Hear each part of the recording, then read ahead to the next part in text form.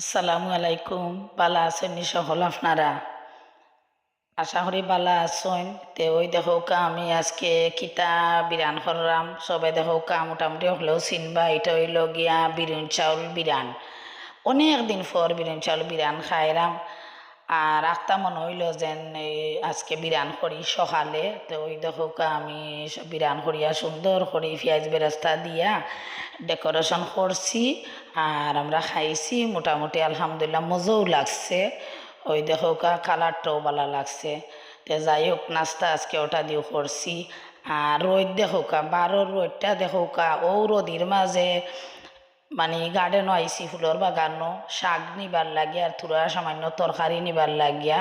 ওই দেখোকা পুঁই শাক আমার নিচে দিয়া ওগুলা কিছু লয়রাম। রোদর যন্ত্রণায় তো জ্বলি যার হলো অবস্থা। ওই দেখোকা কিলা রোদ, আপনারা কিতা কইতাম।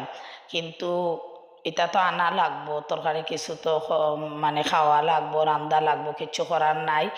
আর জমিনও গেছি না আজকে, জমিনও গেলে ফাটর শাক আনলাম নে, মানে নালিয়া শাক।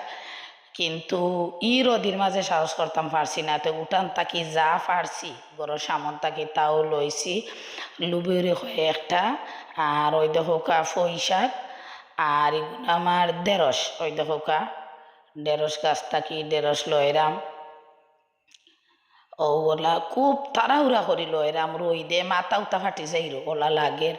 তো ওই দেখোকা আমি সব সবজি উবজি লইয়া তো বাসা তাইমু আওয়া।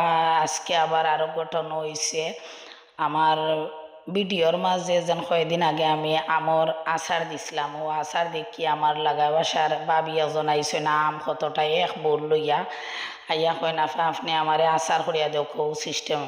তখন কিতা করবা গরমের মাঝে তাদের নাও করা যান না। আর মানে ই গরমও কেমনেও করতাম। পরে রাখলাম, রাখিয়া আম অগুন তাইনও কাটলাম, আমিও কাটলাম।